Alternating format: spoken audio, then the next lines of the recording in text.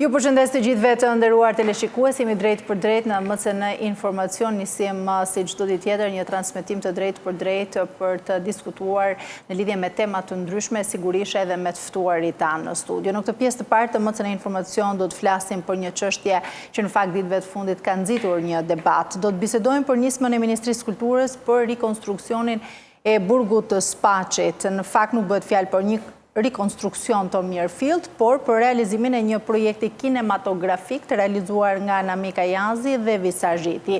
Por një nismë kjo që kundërshtohet në fakt dhe pse kundërshtohet, çfarë po ndodh realisht me këtë nismë, unë kam në studio për të biseduar zotin Besim Ndregjoni, presidenti i Unionit të ish të burgosurve politik. Faleminderit zoti Besim që me mua. Gjithashtu kam edhe Edison Lika dhe Sidorela Vatnikaj, aktivist. Faleminderit Edison, faleminderit Sidorela që jemi mua në studio. Zoti Besim, e nisim së bashku. Pyetje shumë e drejt për drejt, pse jeni kundër kësaj nisme për rikonstruksionin e burgut Spaçit? Debati për burgun e Spaçit vazhdon ato debate që i prodhon politika shqiptare, një politik antikombëtare për kujtesën e popullit shqiptar. Këtu nuk diskutohet për rikonstruksionin e Spaçit.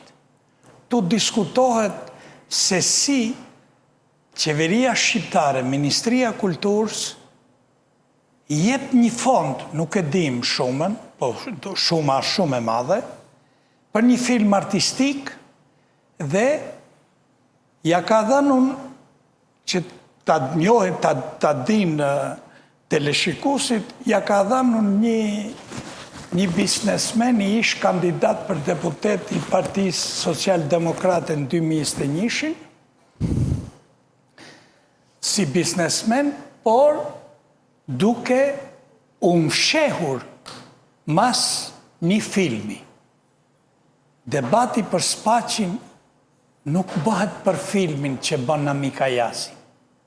Debati për Spaçin ka qenë 2007, kur është morë vendimi Këshillit Ministrave që Spaçi është monument kulture i kategorisë ditë, fal këmbguljes për ndjekur politik, fal kishës katolike të Shkodrës, që e detyrum qeverin demokratike që e votoshim ne, çdo zgjedhje, që ta futsi Spaçin monument kulture. Ka ndodhur një fenomen shumë kriminal në Shqipëri gjatë 35 viteve. Të gjithë vendet e kujtesës, ku janë krime njerëzore, ku janë bërë ata krime që barazohen me krimet e nazizmit, klasa politike post-komuniste i ka fshi. Të parin që fshiu që burgu i Borrelit. Kush është burgu i Borrelit? Është elita e kombit. Në atë burg kanë kalu filmtarët e pavarësisë Shqipërisë, kanë kalu shtetarët e parë shqiptarë që e kanë shpallë Shqipërinë shtet, kanë kalu luftarët e parë antifashist, se s'ka qenë asnjë komunist antifashist në 39. Kanë qenë të gjithë nacionalista, të gjithë zogistë dhe të gjithë familjet zogistë janë internuar në Itali. Kanë prishur kampin e Qazbarit, kanë prishur kampin e Maliqit, një kamp të merë që vdishin njerëzit në Lucë nga torturat e të vllajt të Rito Markos. Kanë prish kampin e Ballshit, ku pleqt të kalbur në Spaçe në Borrel i dërgoshin dhe vdishin aty dhe sot dhe varret ku e në varrosator nuk kanë. Kanë prish kineman 17 nëndori, kur është denu elita shqiptare. Prishën teatrin kombëtar.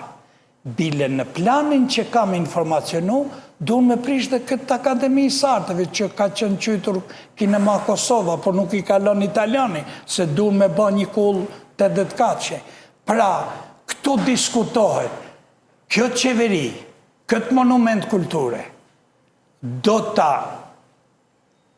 rikuperoj, do ta kthej në autenticitetin e saj, si që ka qenë, kur falë Zotin, ne dëshmitarët e atij burgu i kemi gjallë. Ata që kanë bërë revoltën 73-shin janë gjallë. Dhe ata të tregojnë me pik me presje, me gur, me shkurre, me therë, me galeri, se ku ka ndodhë, si kanë qënë ndërtesat, si janë ba. Dhe këto del Ministria e Kulturës dhe jep një deklarat, si do të qunja një deklarat, një papërgjeshmëri totale institucionale.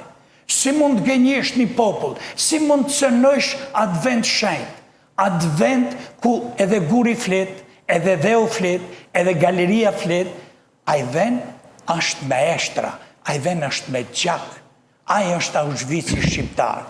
Dhe në qoftë se do kishim një qeveri demokratike, do kishim një ministri kulture, që i shërben kulturës kombëtare, i shërben kujtesë kombëtare, ata do të filloshin do të bisedimet me aktorët okular që janë gjallë sot, falë të madhin zotë. E qartë, mirë, se do të flasim më gjërësisht edhe... Okej, jo, më falë një për zgjatën, por du të ambyllë këtu, që këtu nuk bëhet debat se ata por i konstruksojnë spacin. Ata po i shërben një bashkëpunëtorit të qeverisë që e ka emrin Namika Jazi, që do të bëjë një film artistike drejt ati të bëjë, por jo të prishi venin e shenjtë si që është spaqë. E qartë, mirë, për të ndalur pak edhe tek aktivistët, se sigurisht e kanë ndjekur këtë çështje, Edison, çfarë keni vënë re ju, çfarë ju është dukur se nuk po shkon siç duhet me këtë nismë të ministrisë?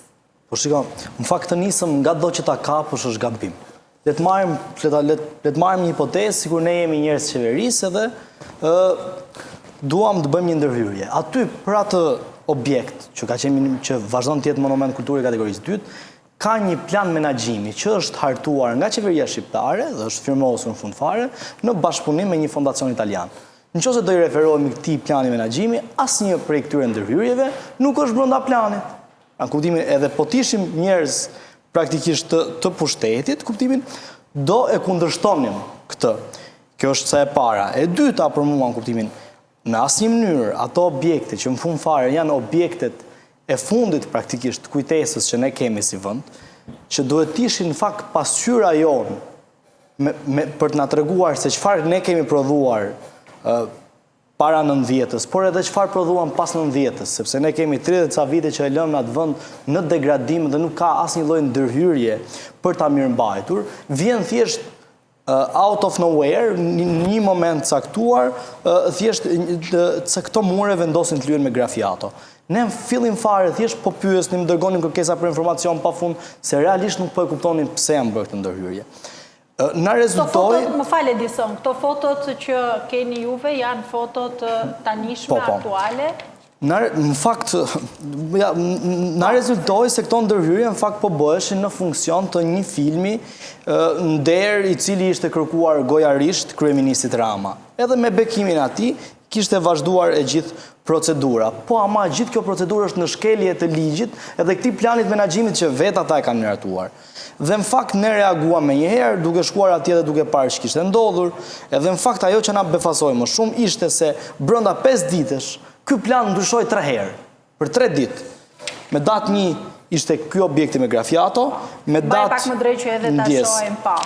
1 ishte ky objekti me grafiato, me datë 2 është ky objekti këtu që dera u bë dritare, ju vendosën një parmak, me datë 4 u hoq përsëri dritarja dhe u bë derë.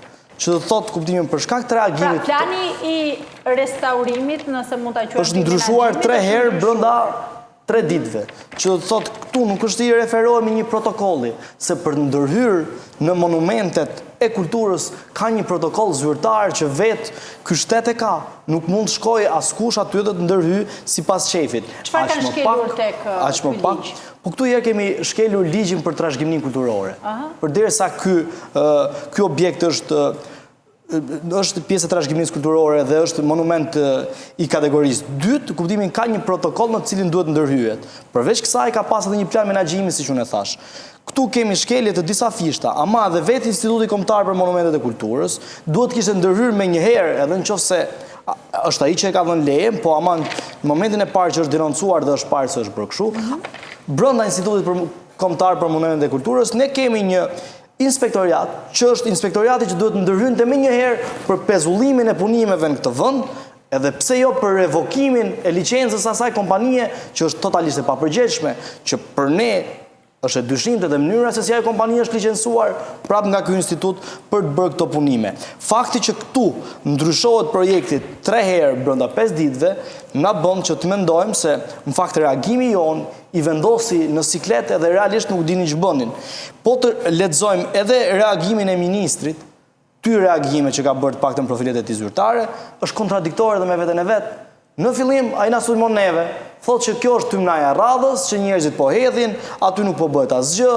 Pastaj te statusi i dytë, Ministri tha se ndërhyrja do të realizohet vetëm pas zbërthimit të detajuar bazuar edhe në fotot e dëshmisë historike. Pra, ky ka qenë edhe një reagim që ai ka bërë në rrjetin e tij social. Pra ne po themi ishin 2 reagime, sepse reagimi i parë ishte thjesht reagim sulmues ndaj njerëzve duke thënë që kjo është e tymnaj, është disa ta herë që ndodh kjo, pastaj në reagimin e dytë në nën tekst, ai pranoi se mund të kenë ndodhur disa gabime dhe disa keqkuptime, po në fakt gabimet në këto lloj institucionesh kushtojnë shumë, sepse në rikonstruksion edhe në restaurim, sepse ne në fakt edhe aty e lexova është rikonstruksion, fiks tamam siç është, sepse duhet të ishte restaurim, jo rikonstruksion, se ne nuk mund të kemi rikonstruksion, se nuk kemi duke bërë shtëpinë ndonjërit prej nesh. Të rindërtu një tare. Aty duhet kishim vetëm restaurim. Vetëm të them edhe diçka. Kuptimin, vetëm ndryshimi i deklaratës së ministrit na tregon edhe një herë se prap këtu jemi pa procedurë, edhe vetëm për shkak një filmi aty është ndërtu sikur të ishte në një pronë praktikisht pa të zot. Jo një pronë publike, jo një pronë që na përket gjithëve ne, jo një pronë që është, si më thon, dëshmi kryesore e historisë të vendi dhe në fund fare është edhe monument kulture. M'falën, u zgjata. Jo, nuk ka problem, jemi për të zgjatur dhe për ta shpjeguar si Dorela pse mendon se ka ndryshuar ka shumë ky plan menaxhimi, i restaurimit, i rikonstruksionit, ashtu si kundër dhe ata e quajnë? Për mua është, si me thënë e thjesht për ta kuptuar pse është ndryshuar, mjafton të kuptojmë se si është nisur. Pra që momentin e parë që regjizori në këtë raste dhe skenaristi Visar Zhiti shkojnë dhe i kërkojnë leje ngojore kryeministrit për të bërë një film në Spaç, këtu është kelur fillimisht procedura që është për një investim publik. Në investim publik, edhe kur ka për të bërë një film, edhe kur ka për të bërë një dokumentar, ka oferta që paraqiten, ka një komision që vlerëson, nuk duhet që regjizor aq më tepër njerëz kulturës, njerëz që e kanë vuajtur vetë, që e dinë rëndësinë e këtij institucioni, të shkojnë dhe të kërkojnë gojarisht lejen nga kryeministri, sepse nuk duhet funksionoj kështu, nuk duhet funksionoj që ne të gjithë pushtetin që kemi ta përqendrojmë në dorën e një personi kush do qoftë ai. Pra për mua vetëm fakti se si është nisur e gjithë kjo histori tregon për të parë pastaj se si do mbitisej. Fatkeqësisht ne gjendemi, siç edhe Edisoni e përmendi, kjo histori nuk ndodh fakti që kjo ka ndryshuar 3 herë brenda një jave dhe gjithashtu nga ana tjetër, 3 herë brenda një jave, kjo nuk është pa dëm. Pra ne kemi një objekt i cili është në këtë gjendje, por që nuk i ngjan fare gjendjes së vet fillestare. Nuk tregon fare për çfarë ky objekt ka qenë. Pra në një farë mënyrë tek fotoja e fundit ajo është rikthyer në gjendjen fillestare. Pretendohet se është rikthyer në gjendjen fillestare. Megjithatë pyetja ime shumë e thjeshtë, ndoshta është naive, është po pse u duhej që kjo të rikthej në gjendjen fillestare, kur në gjendjen fillestare ishte pa u shpenzuar asnjë para publike, pa u bërë asnjë protestë dhe nga ana tjetër pa u dëmtuar asgjë. Pse duhet që ne fillimisht ta suvatonim këtë mur, ta lyenim me të bardhë, pastaj ta lyenim dhe të pikturonim lagështirën dhe në fund të thonim prit se kemi vepruar gabim, po e kthejmë në gjendjen fillestare kur është e dukshme që fotoja e parë dhe fotoja e katërt nuk ngjasojnë fare. Tani unë dua të ndalem pak te kjo, se argumentimi që ne kemi marrë ka qenë që ndërhyrja është pak e vogël, pra nuk është bërë një dëm shumë e madh, edhe reagimi i qytetarëve, aktivistëve, ish burgosurve, qindra intelektualëve ka qenë një tymnaje, ka quajtur ministri. Në gjykimin tim, kjo nuk është për të mbrojtur vetëm murin, fasadën e një ndërtese, që për më tepër ka një rëndësi të veçantë, jo vetëm historike dhe si trashëgimi kulturore, por për memorien tonë kolektive, për faktin se çfarë prodhuam ne si shoqëri në një nga diktaturat më të tmerrshme që kanë parë dhe kanë ekzistuar ndonjëherë. Si ne, shqiptarët, vetë populli, ndërtuam një burg kaq të tmerrshëm për të vuajtur ca njerëz të tjerë që ishin si ne, që për më tepër ishin intelektuale, njerëz të ditur e tjerë. Dhe për mua kjo ndërhyrje nuk është thjesht një ndërhyrje e pafajshme, për të bërë një film, edhe për të, si me thëmë, për të ndryshuar strukturën e një ndërtese, është edhe zotëria e përmendi pak më parë, dhe unë mendoj që është në ndonjëtën logjik të një farë tentative për ta shkatruar edhe, si me thëmë, për të na e mohuar të drejton që ne ta njohim historinë si çka që. Për të munduar për të zhbërë atë që ka ndodhur? Për të na e mohuar të drejton që ne, jo vetëm si të rinë, po edhe prindrit tanë, edhe gjyshrit tanë, nesër fëmijët tanë, ta njohin historinë si çka qenë dhe të përballemi me të, sepse këto krime që kanë ndodhur aty kanë pasur emra, kanë pasur histori, ka pasur shkaqe që i kanë prodhuar dhe gjithashtu kanë prodhuar pasojat të tjera. Në qoftë se ne sillemi me institucionet e trashëgimisë kulturore dhe ato që janë shumë të rëndësishme për memorien tonë kolektive me qëllimin për t'i zhbërë, ne vetë do ta kemi të pamundur që ta bëjmë këtë përballje me të kaluarën që është kaq e rëndësishme në mënyrë që ne të çlirohemi përfundimisht prej saj. Pra, unë e shoh që ne ende sot nuk po arrim që të çlirohemi nga autokrat, nga diktatorë të vegjël dhe vazhdojmë i provojmë. Dhe për mua është fakti që ne si shoqëri kur nuk kemi përballur me çfarë prodhuam dhe çfarë ajo prodhoi më pas. Kështu që në këtë kuptim edhe argumenti që është bërë një ndërhyrje e vogël dhe kjo nuk prish ndonjë shumë punë, për mua është fyes, është revoltues edhe është vërtet shumë i gabuar në këtë rast. E prandaj edhe ju keni ngritur zërin sigurisht. Zoti Besim, ju thatë pak më parë që aty ka eshtra, aty ka gjak, ju e dini mjaft mirë se çfarë ka ndodhur aty sigurisht edhe nga dëshmitar, nga ata që e kanë përjetuar atë kohë, keni folur me ta. Çfarë duhet kujtojmë prej atij vendi? Jo fatmirësisht zotit, ky burg kamp shfaros, se ky ka qenë kamp shfaros, se në asnjë vend botë burgosërit politik nuk kryshin, nuk punoshin. Vetëm Shqipërinë komuniste i detyroshin punoshin burgosit. Ka ne 30 e sa vjet Mandela, por ka netur në kushte moderne, pa punë fare, edhe me të gjitha që ishte genocid i madh i Afrikës Jugut. Kurse në Shqipëri ka qenë një genocid jo vetëm psikologjik, jo vetëm fizik, po ka qenë një genocid shfarosës. Ky burg është hap në 68-ën në Spaq. Dhe dëshmitari okular, ish pjesëtari i revolt Spaqit, Nuri Stepa, ish Pavlo Popa, Demir Pojani, Nevruz Golka, i Korçës, Ylber Merdani,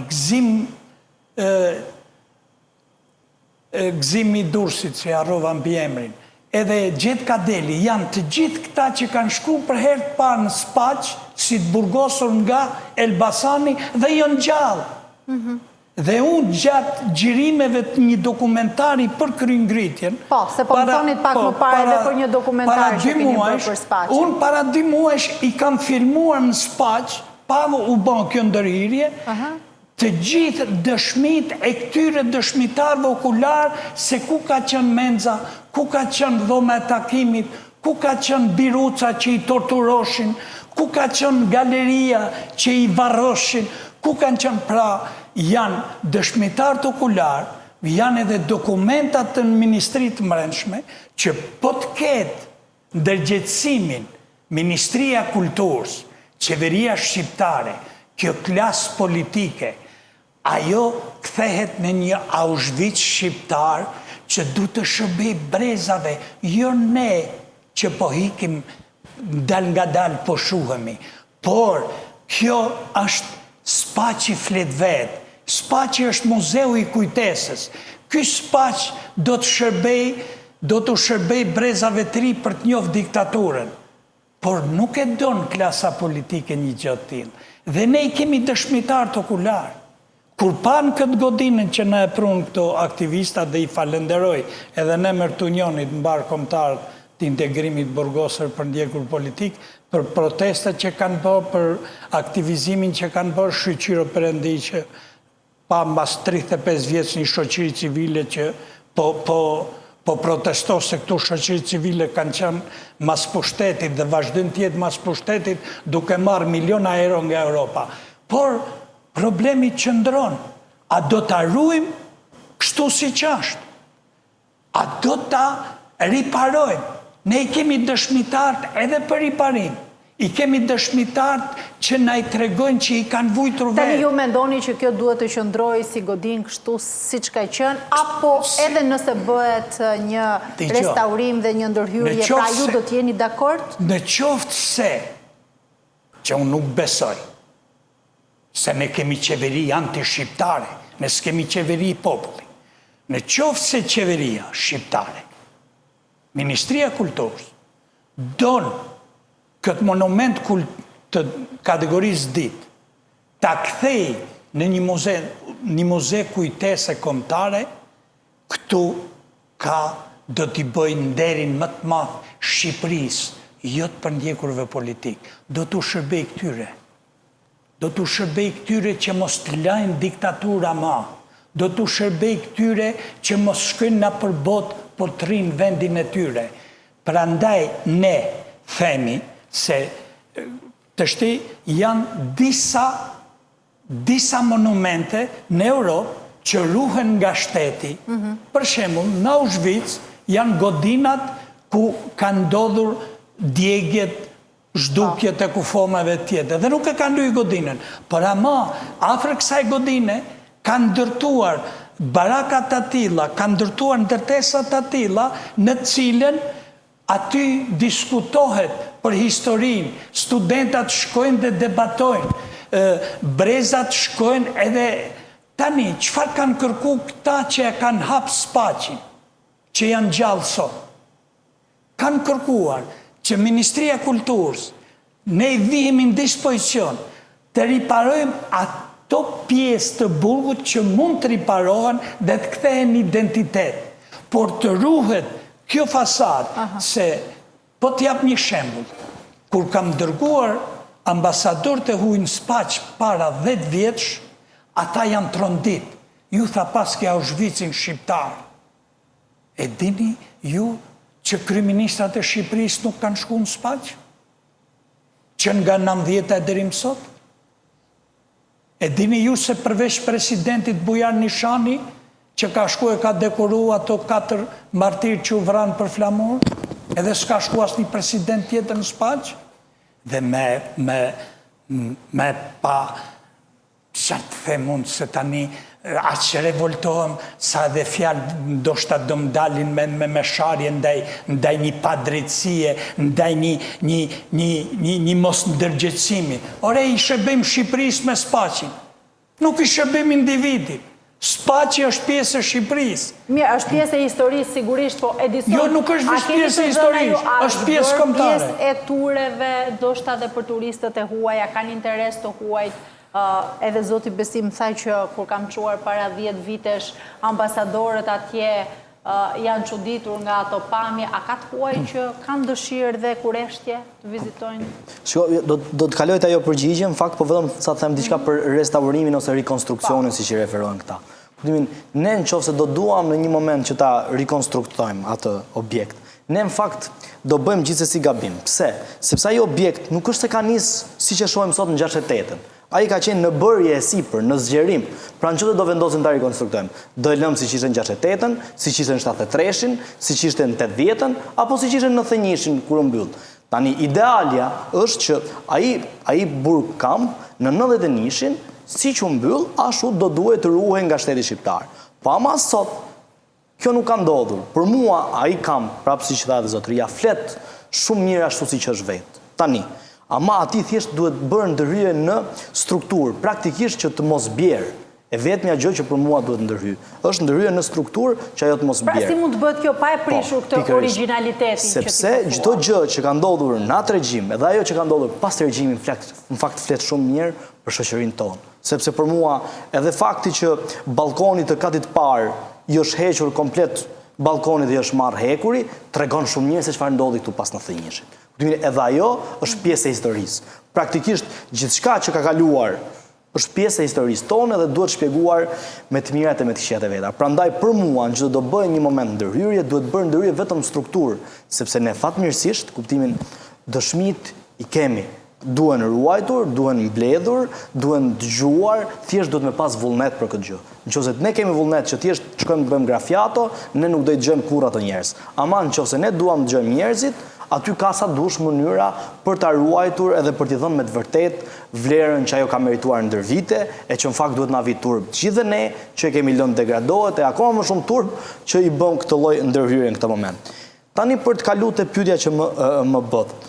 Për mua në fakt ka një metodë të kryesisht të kësaj qeverie që është për turistifikimin e gjithë objekteve të regjimit kaluar. Nëse ne flasim për objektet e regjimit kaluar, gjërat që na vinë shpejt në mendje janë bunkarti, shtëpia me gjethe, që në fakt nuk është piramida, pastaj po vazhdon shtëpia e Enverit që e kishin bërë ekspozit para ca kohësh, që në fakt nuk tregojnë atë se çfarë ka ndodhur, por është thjesht një spektakularizim për sytë e turistit.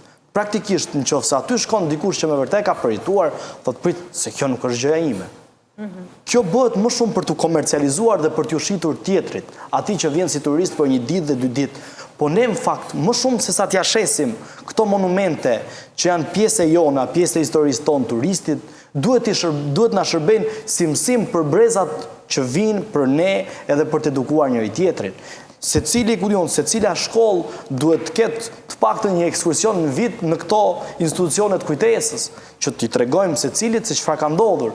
Para se të flasim për turistin dhe komercializimin e historisë, që në fund fare është lyerja edhe zhbërja e historisë, në fund fare është një farë heqje komplet i farë dramatiziteti që ka pas aty, thjesht bëhet e bukur që ti të shkosh të zhua sa interesante pas ka qenë edhe tikësh. Në fakt jo, këto objekte duhet ruhen, edhe duhet ruhen me të gjithë peshën emocionale edhe historike që këto mbajnë. Për ndryshe, ne thjesht po i shërbejmë kësaj logjike që është logjika e turistifikimit, pra e bërjes së objekteve për turistët, edhe asaj që është logjikës së harresjes dhe zhbërjes së historisë. Praktikisht, unë nuk e di, për shembull, pati një plan para ca kohësh që të shembesh edhe këto objekte mbi 50 vjeçare. Ore, të vi dikush në Shqipëri, realisht mund të thotë, ore, ka pas tu regjim totalitar komunist apo s'ka pas? Sepse ti nëse piramidën e bën objekt vendarti, shtëpinë e Enverit e hap prapë si kulture, kampin e Maliqit ke mbjell ca pemë që nuk tregojnë asnjë gjë, burgun e Burrelit që është më e tmerrshmja, e ke bërë prapë burg dhe gjithçka vazhdon normalisht. Këtë spaqit ne e lyhem edhe e bëjmë prapë për turist. Ore, çfarë ka ndodhur këtu? Di njëri na thot apo nuk di? Sepse këto që është fati jon i brezave tonë që ne i kemi gjallë, këto nuk do jetojnë përjetësisht me ne. Ne nuk do kemi më gjuhë për të transmetuar atë që ka ndodhur në këtë vend. Edhe kjo është më kriminalja për mua. Çfarë modelesh ka Sidorela, nëse do t'i referohemi ndoshta modeleve të huaja ndërkombëtare që mund të kishim sugjeruar pikërisht për të mbrojtur këto institucionet kujtesës, për t'i ruajtur, siç edhe Edisoni tha, po pa ju ndryshuar origjinalitetin e tyre?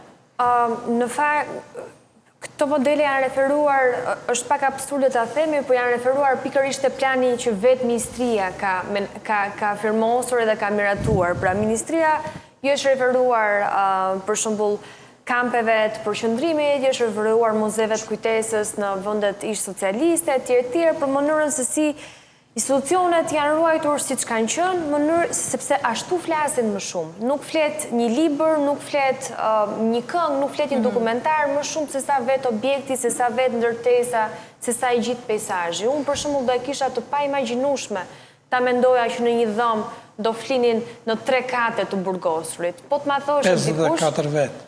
Po të ma thoshe dikush, për mua do ishte pa imagjinueshme, ama të shkoj në Spaç dhe të shikoj tek muri ato vijat e zeza që lë krevati i vendosur metalik, atëherë unë filloj të kuptoj realisht se si këta njerëz jetonin në format njerëzore.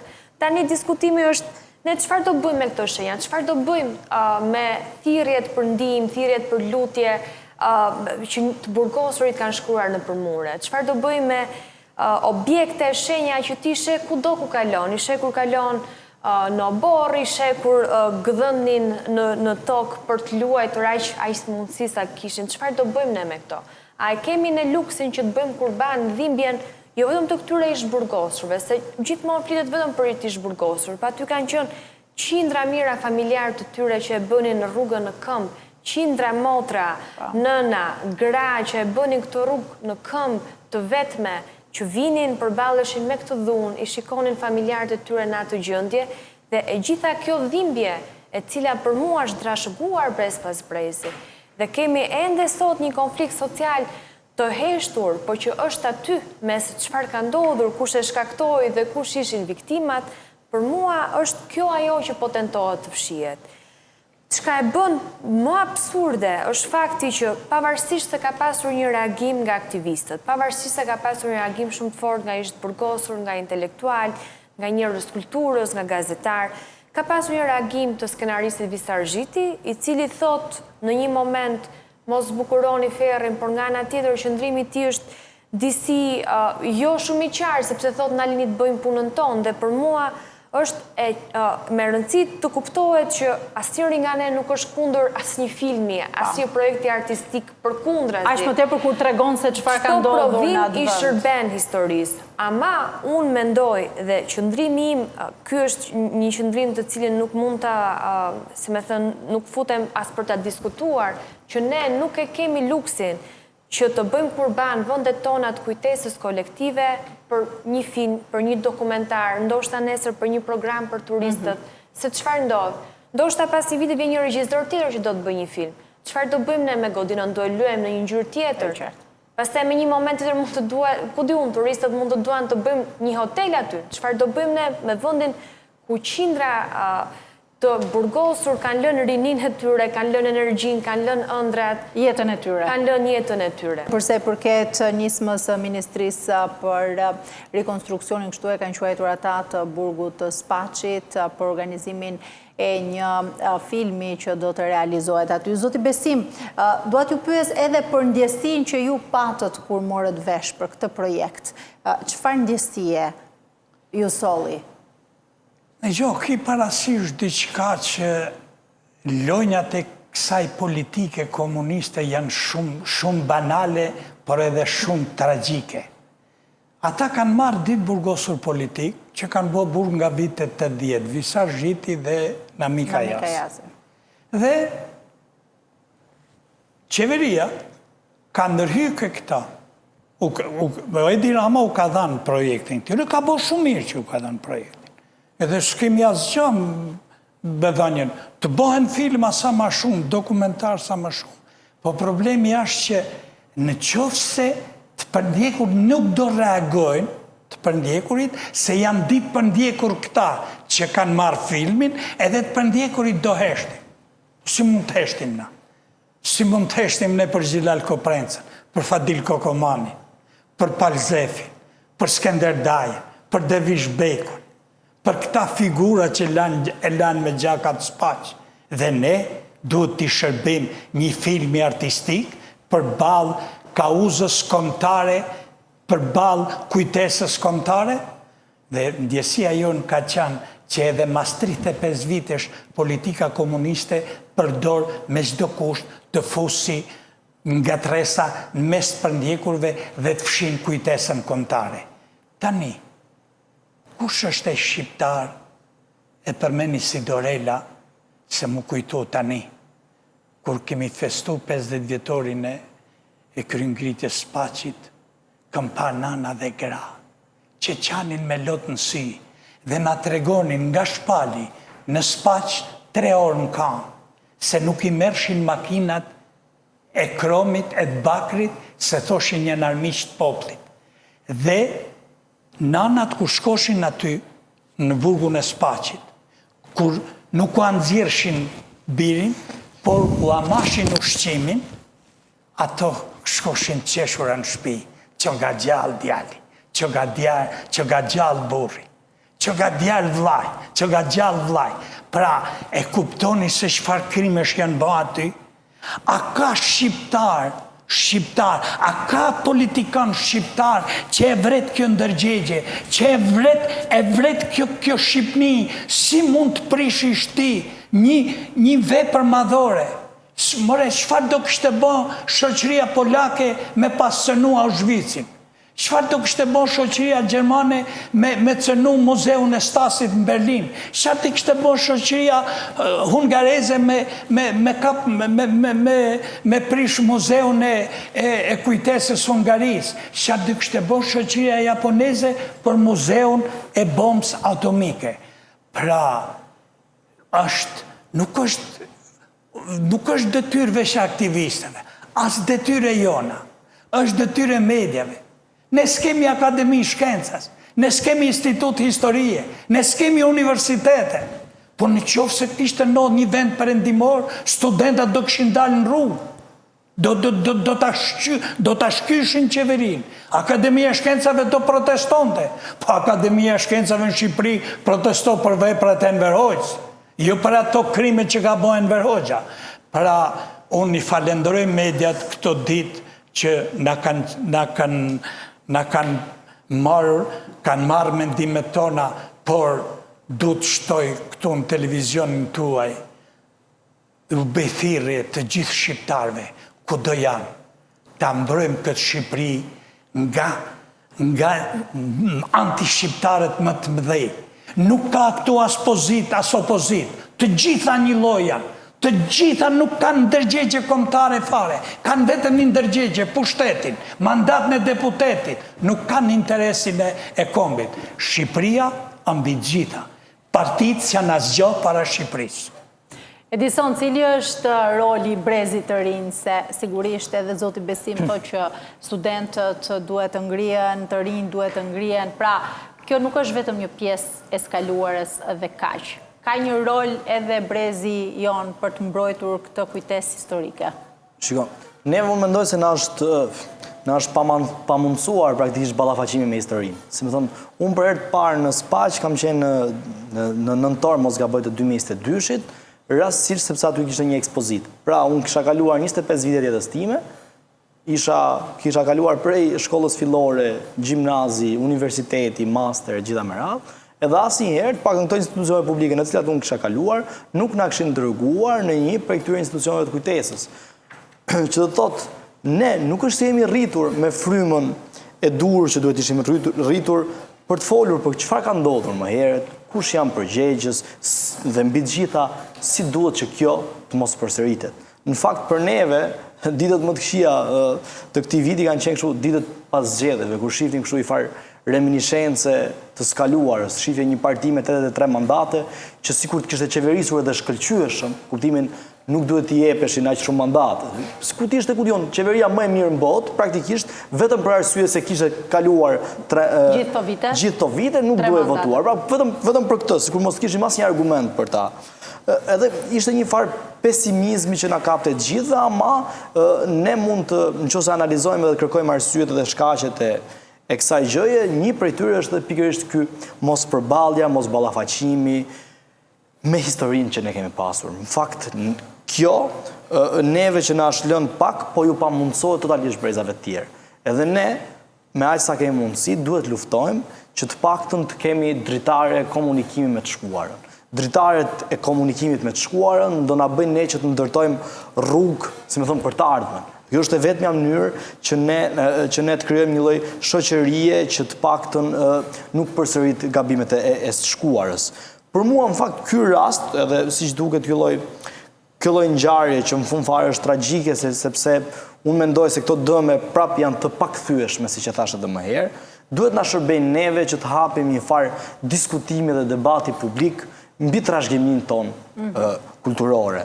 Neve tani më nuk duhet ta trajtojmë të paktën trashëgiminë kulturore publiken ose publiken mbi të gjitha si diçka që është jashtë nesh. Praktikisht ne gjithçka që ja kanë vendosur emrin shtetërore ka qenë, si më thon, objekt i armikut. Jo më jo, në fakt, edhe këto kur themi si mund të hapet një debat publik i shëndetshëm, le të themi, pa përfshirjen e palëve politike. Po palët politike le të përfshihen, po jo duke u përfshirë si palë politike që kanë interesat e tyre partijake, po si palë që kanë interesat e tyre publik, si zëra publik në këtë ligjërim edhe në këtë diskurs të ri publik që ne duhet ndërtojmë.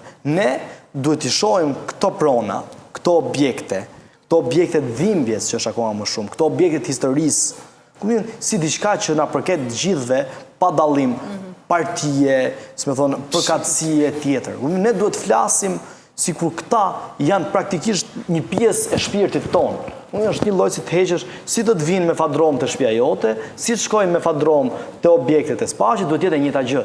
Që praktikisht neve themi prit një sekond, se neve po na tjetërsohet historia, e në këtë mënyrë ne do na pamundsohet një ardhmë tjetër që në fund këtu, prej fillimi, si që thamë, thirrja e duam Shqipërinë si gjithë Europa, në fillim fare është thirrë në 73-shin, aty në Spaq, në kryengritje, po kjo thirrje duket sikur po zbehet ditë për ditë më shumë, edhe njerëzit sikur po janë mërzitur edhe me këtë dhe vetëm po ikin. Neve në fakt na duhet me hapi lloj diskutimi të ri publik, edhe me ndërtu një lloj kontrate të re sociale me njëri tjetrin, me publiken, me trashëgiminë, edhe me gjithçka që ne kemi. Përndryshe, ky vend thjesht do vazhdojë të praktiset, edhe nuk duhet lihet në dorë të askujt, qofshin ato me qëllime të mira.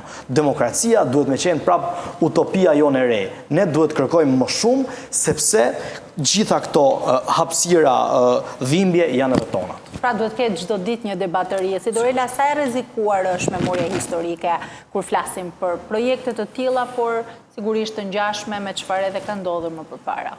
Unë kemi diskutuar shpesh mes nesh këtë si të ri, ne kur nuk kemi ftuar në televizion apo diku tjetër për të folur për një projekt që ne kemi realizuar, por kemi qenë gjithmonë duke thënë mos shkatroni këtë, pastaj mos shkatroni këtë, pastaj mos shkatroni atë, pastaj mos shkatroni së fundmi Spaqin. Është fatkeqësi që ne mblidhemi gjithmonë në kushte urgjence, emergjence për të mbrojtur nga ai që në fakt duhet na mbronte, pra që është shteti në këtë rast Ministria e Kulturës për Spaqin. Unë e shoh jashtëzakonisht të rrezikuar, të jem me sinqert, e shoh këtë si një projekt që ka nisur tjetërsimi, për shembull unë e shoh me shumë dhimbje piramidën edhe ajo në çfarë është shndruar sot në një qendër biznesi që s'ka më asnjë funksion, jo vetëm për trashëgiminë dhe për memoren, po s'ka më as funksion publik, sepse është e gjitha me pagesë, pra nuk mund të aksesohet më as publikisht siç ishte më përpara.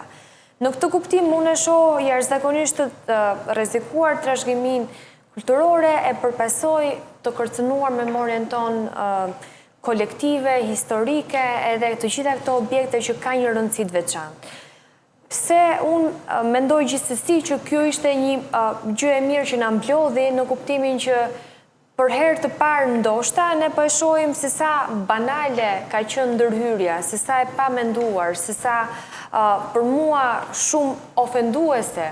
Jo vetëm ndërhyrja, pra jo vetëm nga fillimi po ta marrim fakti që një regjisor dhe një skenarist shkojnë në zyrën e kryeministit për të kërkuar leje, që për mua është as nuk duhet imagjinohet që të funksionojë ashtu. Po nga ana tjetër, reagimi i parë i ministrisë, përveç se ishte turpruese për gjuhën, që përdorte, nga ana tjetër më shumë shtonte pikpyetje mbi projektin se sa hidhte dritë. Pra ne ende nuk e dim nga institucioni këto ndërhyrje, në cilin zë buxhetor janë parashikuar, për cilin projekt. Fillimisht qëndrimi i parë ishte që Spaçi do bëhet muze, ndaj ne bëm këto ndërhyrje. Kjo në fakt është e pavërtetë, sepse plani menaxhimit që e kanë miratuar vetë nuk përfshin asnjë nga këto ndërhyrje. Nuk ka aty as boj hidromat, nuk ka as shtim kolonash, asgjë. Nga ana tjetër, fakti që mjaftonte vetëm një reagim shumë i vogël i aktivistëve, i burgosurve, intelektualëve për të thënë që kjo është një çmenduri dhe duhet ndalet menjëherë, dhe fakti që është vepruar prap për të fshehur këtë faj të parë, për mua është vepruar me shumë faj, duke ndërhyrë 3 herë radhazi në këto objekt. Në vend që në momentin e parë që kishte reagim, tu duhet ishin thirrur ekspertët që kanë hartuar planin për të thënë ky dëm është i rikuperueshëm, si mund të kthehet mbrapa, jo të ndërhyhet në papërgjegjshmëri të plotë. Dhe për fund, ne ende sot nuk e dim nga institucioni këto ndërhyrje me lejen e kujt janë bërë, kush është përgjegjësi, pse është zgjedhur kjo kompani. Është e çuditshme që i vetmi lajm i cili nuk hapet, i vetmi dokument është dokumenti i cili përcakton fituesin e tenderit. Pra ne nuk e dim sa konkurrent ka pasur, nuk e dim çfarë kriteresh janë përzgjedhur, nuk e dim as çfarë kontrate ka kjo kompani me Ministrinë tonë të Kulturës. Po ashtu nuk dim as nëse ka plane të tjera ndërhyrje, se ne po flasim sot për 2 objekte që janë në hyrje të kampit të Spaçit, por nuk e dim nëse ka ndërhyrje të tjera. Pra ne gjendemi sot përballë një mungese shumë të madhe transparence dhe informacioni nga Ministria, të cilën vazhdimisht e kemi kërkuar që të flasë me ne, që të na shpjegojë për çfarë bëhet. Kjo fjalë, sepse në fakt interesi jonë dhe interesi ministrisë duhet ishte i përbashkët. Jo vetëm interes, po Ministria e ka përgjegjësisht dhe është detyra e vet institucionale ta ruajë Spaçin. Dhe minimalisht, në qoftë se në Spaç është ndërhyrë dhe Ministria nuk e ka ndaluar, minimalisht nuk ka bërë punën e vetë. Megjithëse unë dyshoj që në fakt i gjithë projekti është bërë me konsensus të plot, jo institucional, po personal siç e kemi parë, që është në vetvete një problematik jashtëzakonisht e madhe. E qartë mirë, në fakt duhet shumë kohë, zoti Besim, të flasësh për Spaçën dhe ka shumë gjëra për të thënë, po jemi në minutat e fundit, ndoshta një mesazh shkurt për gjithë. Dëgjoj, duhet kemi parasysh diçka. Spaçi i dha Shqipërisë flamurin pa yll. Spaçi i dha Shqipërisë, i mori Shqipërisë djemtë më të mirë, patriotët, qytetarët më të mirë. Spaçi sot është ai vend ku ne duhet të ruajmë me çdo kusht, jo nga një projekt, por të ruajmë se i shërbejmë Shqipërisë. E kuptoni, ta morin vesh të brezi ri. E dini ju, 4 të vramet e Spaçit nuk kanë varë, të 73. Po e dini ju që 6.000 gra e burra shqiptar të pushkatu nga komunizmi nuk kanë një varë. 35 vite që qajnë nanat shqiptare, që qajnë motrat shqiptare, të shkojnë tek një varë, të hedhin një lule, të nezin një qiri. E di që më tha djali Dervish Bejkos që është vranë Spaç. Asgjë nuk i duk t'i shteti. Vetëm mapi eshtrat e babës. E kam ba varin po Gradec, është pa eshtra. Pra, jemi vetëmi vend në Europë që kemi kalu një genocid tipik nazist nga diktatura e Enverhojës dhe nuk kemi një ligj për dënimin e krimeve të komunizmit në Shqipëri. Sot, politika shqiptare noton mbi gjakun e të pafajshëm të 6.000 shqiptarëve pa varë, të 36.000 të burgosët për ndjekur politik, të 60.000 familjeve të internuar që nga mosha 0 vjeç deri në 80 vjeç, dhe a mund e ndërtojmë demokracinë kështu? Ka një proverb francez i cili thot: nuk mund ndërtohet parajsa me murator të ferrit, nuk mund ndërtohet demokracia me këtë klasë komuniste. Mirë, shumë bukur për ta mbyllur kështu, në fakt edhe për të bërë një thirrje për ta ruajtur memorien historike të çdo lloj institucioni historik që ne kemi. Zoti Besim, faleminderit shumë që ishim me mua në studio. Faleminderit që na dha hapësirën. Faleminderit, Dorela, faleminderit, Nancy Tukem.